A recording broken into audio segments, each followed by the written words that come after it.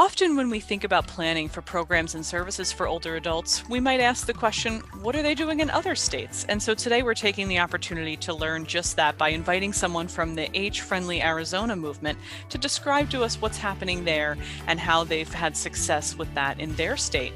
We'll also be joined by a guest to talk about the work happening right here in New Jersey for age-friendly communities.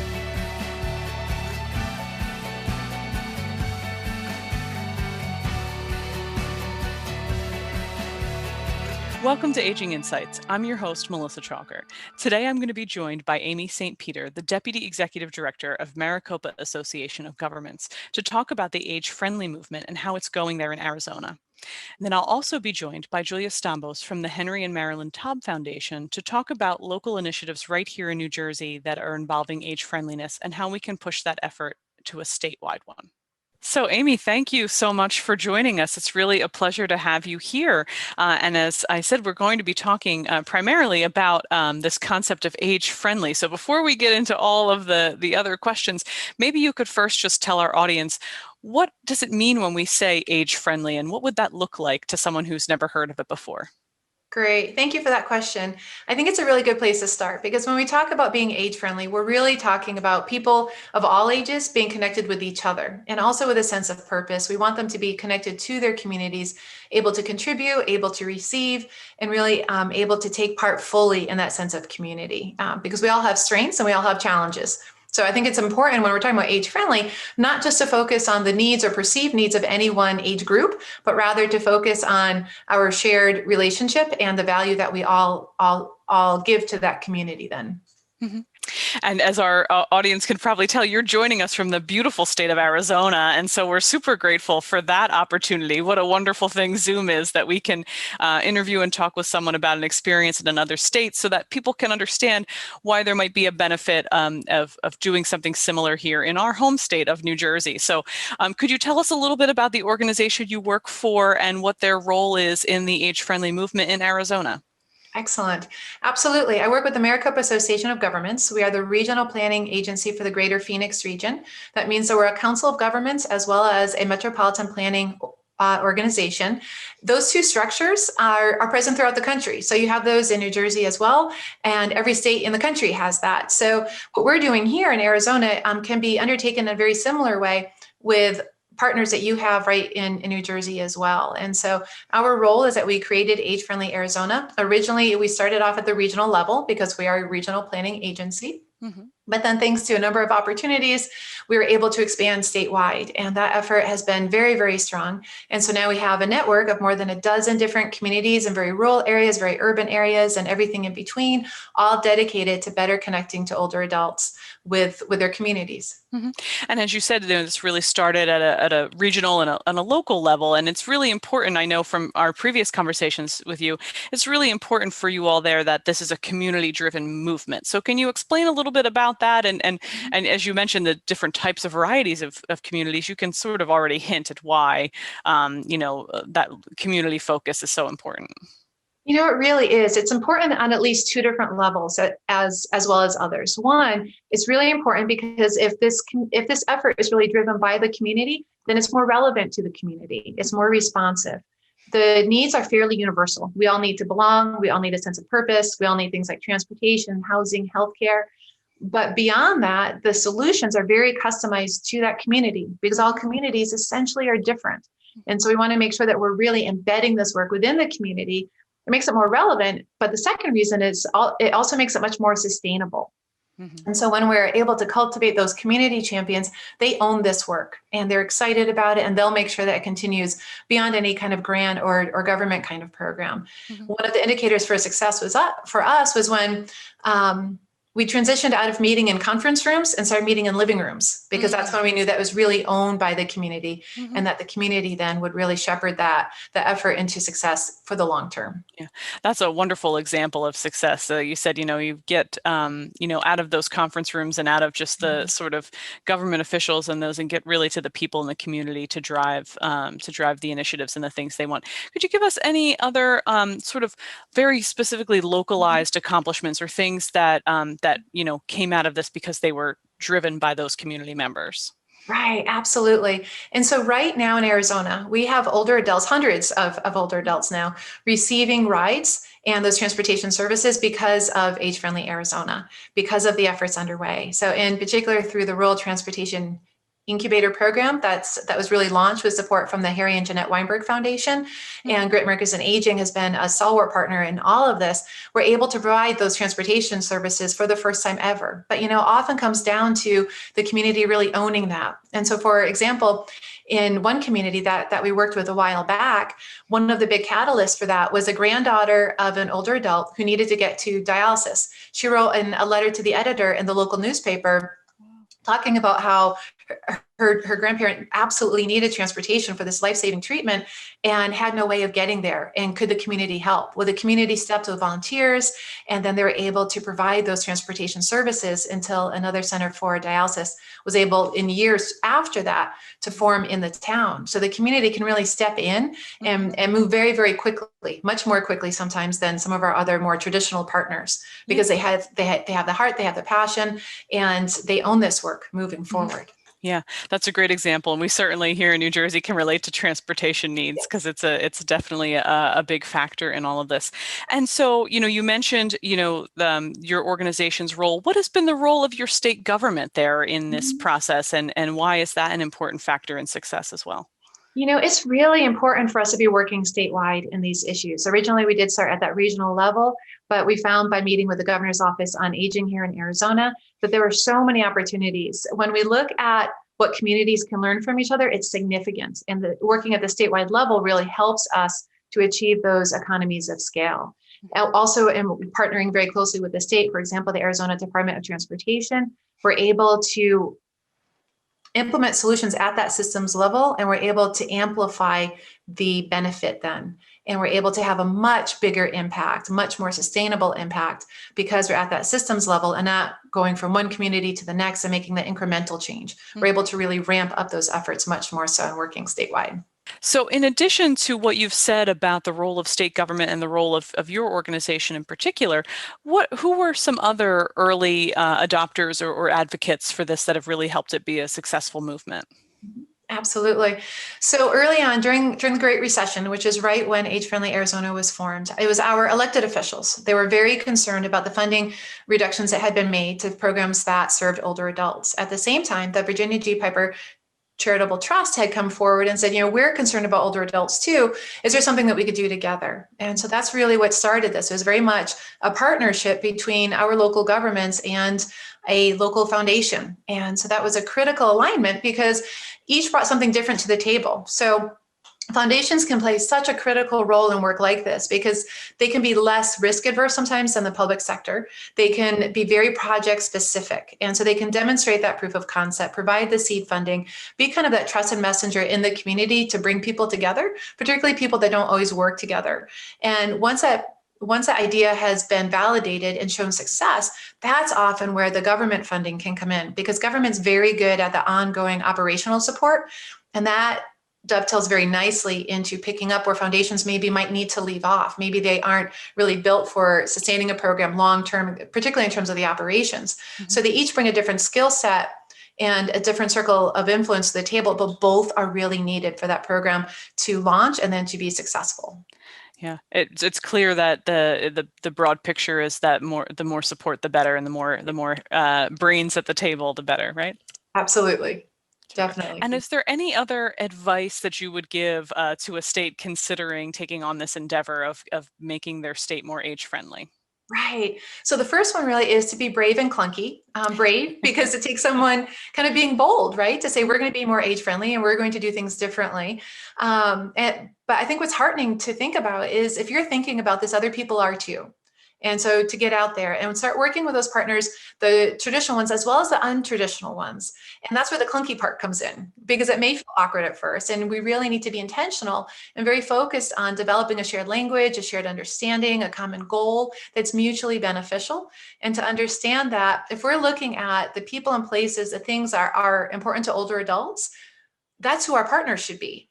And so we can really start with the interests or priorities of older adults, follow those to identify those partners that need to be at the table, and then figure out a way to add value for them. Because people will come to the first meeting, maybe because they know you and they like you. They might come to the second meeting because they think, this topic's really important. They're not going to come to the third meeting unless you're adding value to them. And so in all these partnerships, it's important to look at who else should be at the table and what can we do to benefit them. And when you have that mutually beneficial partnership, that's when it really lasts. And that's when people are really signing on for the long term. Yeah. Well, that is, I think, a wonderful ending note for us to say, that wonderful piece of advice that you've given. And I hope that those listening, understand really the importance of involving the community in this and of age friendliness in general. And wonderful. So, and thank you for taking the time to join us all the way from Arizona, again, through the wonders of Zoom. And so we're so fortunate for your time and sharing with us your experience there to hopefully translate that to some good work here in New Jersey. Yes, thank you very much. Thanks. As we think about what's happening in other states that we can model here in New Jersey, age-friendly communities is really a easy one to come to top of mind because of how much work has been done both at different states across our country, but also globally. And so to provide a little bit of a further definition and look at age-friendly communities, it's important to note that the World Health Organization, as well as AARP, have really defined this as a process of what we consider both age-friendly communities as well as livable communities that focus on 8 domains. And those domains are housing, outdoor spaces and buildings, transportation, social participation, communication and information, health services and community support, respect and social inclusion, and civic participation and employment. These are all areas where if we consider older adults in all of those pieces and policies that have to do with those domains, then we're really making our states, our communities, our localities age-friendly. But when they are age-friendly, they're also friendly for everyone. And so it's, again, about that social inclusion piece. And we're really thankful for the guests today on this episode to help us highlight that. Well, welcome, Julia. Thank you so much for taking the time to join me. As you know, we're going to spend some time today talking about what it means to be age-friendly as a community. And so I really wanted to start off our conversation with just that. What does that mean and what does that look like, particularly here in New Jersey, for someone who might never have heard the phrase before? It's a really good question because people have lots of different things in mind when they hear it. I think it's easier to think about it in a couple of ways. First of all, it's like a whole sort of mindset and structure that applies to communities and helping people to be able to age throughout the lifespan in a place that supports different levels of need. But then when you think about what that really looks like the physical changes in a community, I think it's helpful to think about what if you were just going to visit a community and you kind of got a feeling that it was designed in a way that made it easier for people of all ages and ability levels. So, in other words, things like parks with good seating and lighting, crosswalks with time to get across, whether you're walking slowly with an older adult or perhaps pushing a stroller. Or any other kind of physical challenge that you might have, or businesses that give discounts to older adults, things like that that make the town or area or place seem more supportive of people as they age. So that's kind of the physical idea and the mental sort of part behind it. Sure. No, I think it's a great, you've gave some really great examples of what we mean when we say an age-friendly community.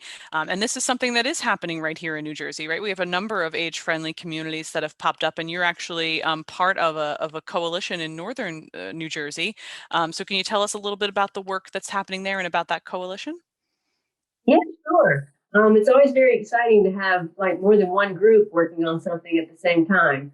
So it's been something that's been in the works for about 4.5 years now, since 2016. And more communities are joining what we're calling now an alliance of age-friendly communities, because the group is growing in number, but their capacity is growing to really understand the work and really take part in this movement. So right now there are, if you really count all of the communities in New Jersey that are coming together to talk about this and to participate, there are about 15 different communities. Some of the community leaders really work between two different neighboring towns, so it's kind of hard to count them in that sense. But there are about 15, and so it really does feel like sort of a movement, and we get together regularly to share ideas and to learn from each other, and sort of a peer learning atmosphere this year that's been virtual. And then to invite speakers, experts that are a little further along in this process than we are, who can help us with certain challenges and hurdles along the way and give advice what's been successful for them.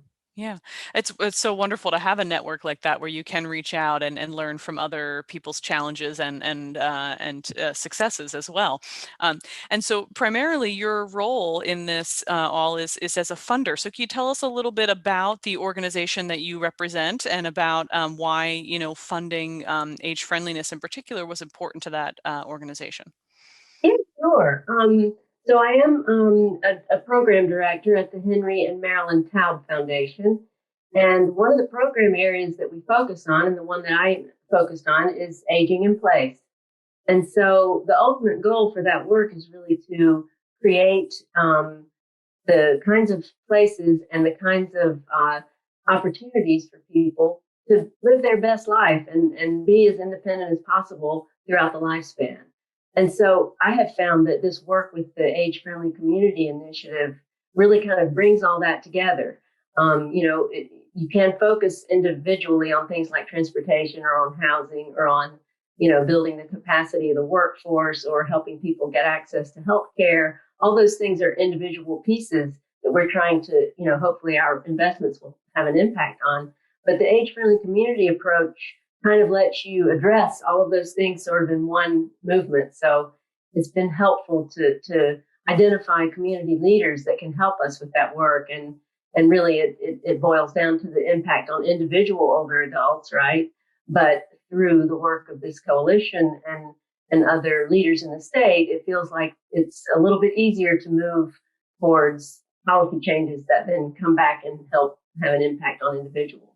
Yeah, absolutely. And there's such a relationship and an interwoven piece between what the needs of the individual and what the community can do to respond, right? And so that's why it's so great to see these develop. And your examples earlier on were so wonderful of explaining that something like a timed crosswalk is not only benefit an older adult, but possibly also a family with a stroller or something. It's friendly for everybody, right? So, Exactly. and so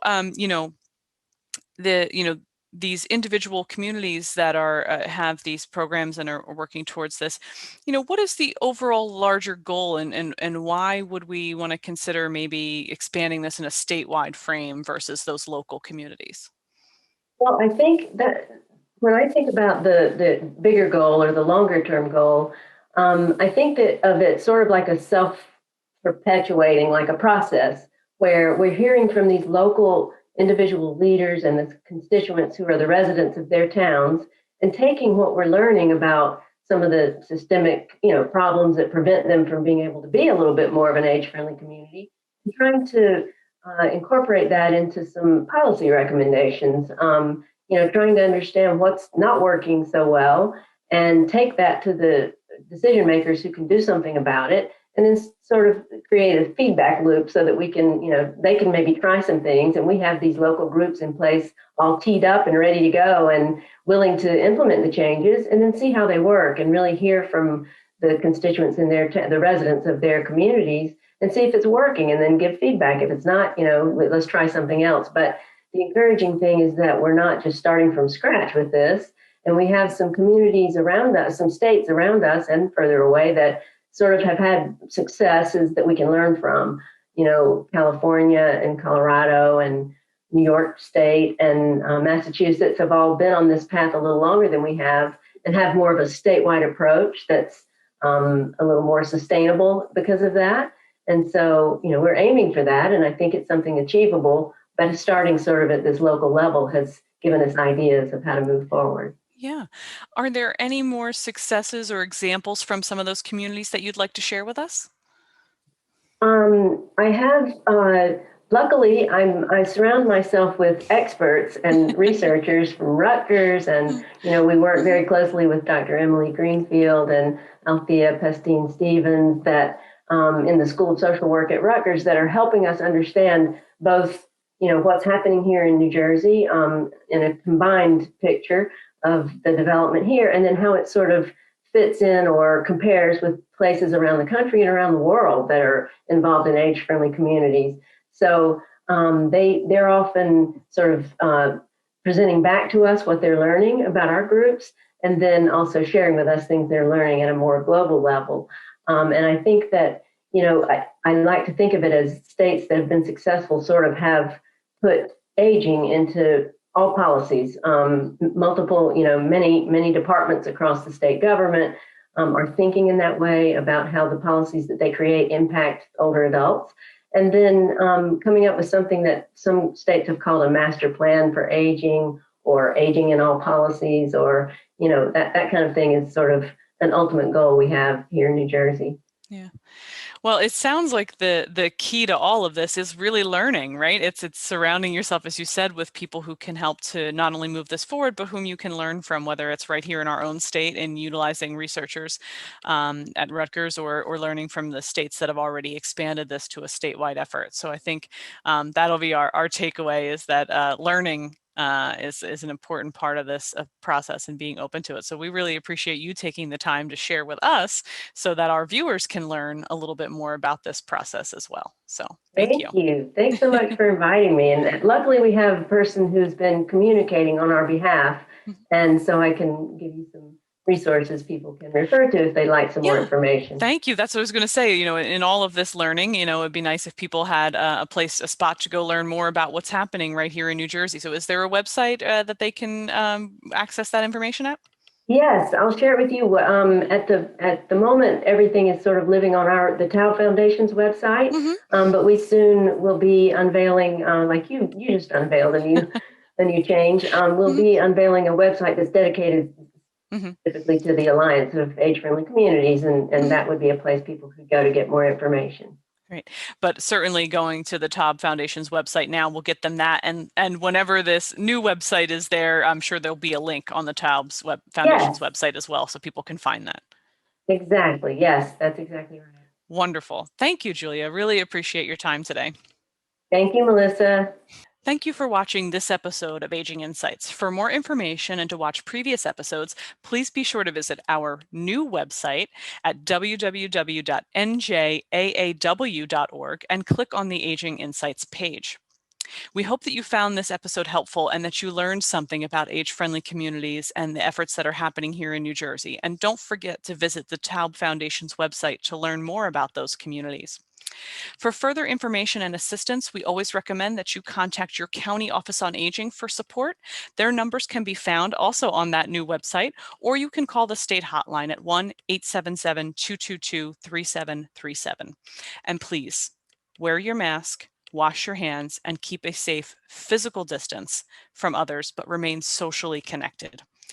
Thanks again for watching, and be sure to tune in next time.